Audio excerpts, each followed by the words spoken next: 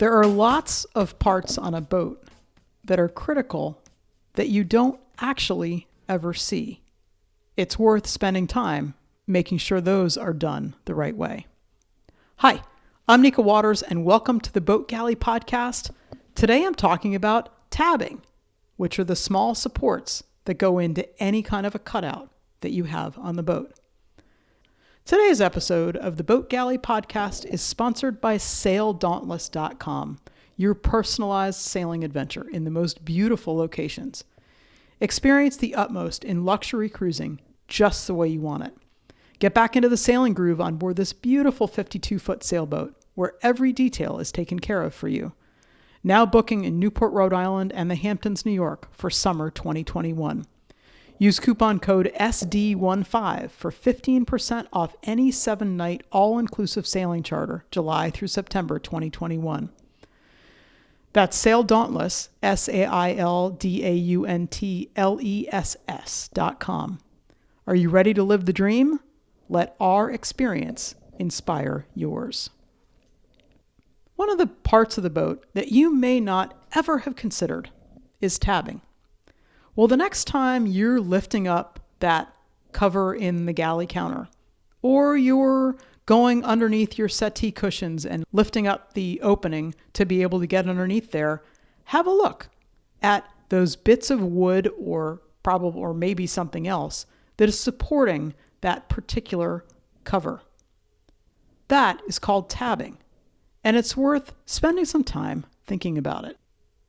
Cutouts, which are a part of life on any small boat, gives you access to underneath storage. Pretty much any flat surface is going to have storage underneath it, and you can get at it in a number of ways, but one of the ways that is easiest, not from an access standpoint, but from a not worrying about things falling out standpoint, is to go at it from the top down.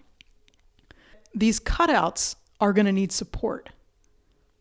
Each edge of the counter needs to be supported. And if you think you can get away with just supporting two edges, think again.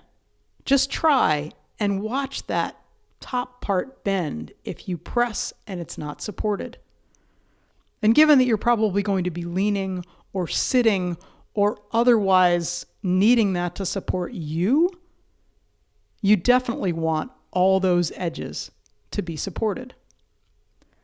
If you're trying to cut new cutouts, you may find yourself going to places that don't have any horizontal surface to affix tabbing to.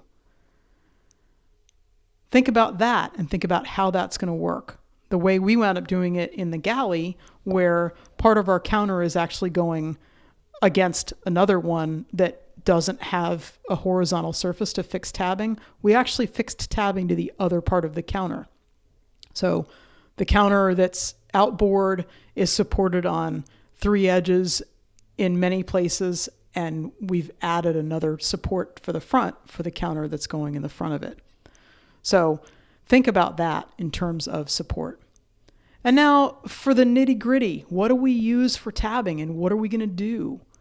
In order to get the tabbing material, you can buy just pieces of 1x, which is 1x lumber, and buy it in the kind of wood that you like. Jeremy's found it to be far more economical and I think probably a little bit more fun for him to take a 2x4 and to rip it into 1x2 pieces. He uses fir, which is more expensive than pine, but the pine is too soft and a little bit more susceptible to rot. And he's found that if you buy ready cut pieces of fir 1x2 for tabbing, it's a whole lot more expensive than just buying a 2x4. You can buy a 10-foot long 2x4 and use a table saw to rip it down. And then you cut the tabbing into size, the right size. You don't want there to be a whole lot of play. You actually want there to be support all the way around those cutouts. And we glue it with wood glue. So not only do we wood glue the tabbing in place, then we screw it in place. And when you're laying it up, you want there to be no gap because you don't want there to be any way for the thing to come apart. And so we'll glue it and screw it and then clamp it to make sure that the glue has a chance to very much hold.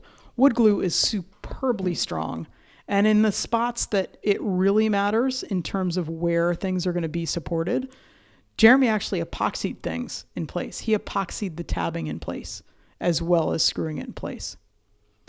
Thinking about what is supported underneath things is a really important thing if you're looking at your boat. Let's say you want to put in a new cutout. Make sure you understand how that's going to be supported. And if you're having trouble with some of your cutouts not being well supported, take a look at the tabbing that's there to see if it's up to snuff. I actually found a piece of tabbing that I need to replace on the boat just yesterday because sometimes things fall apart.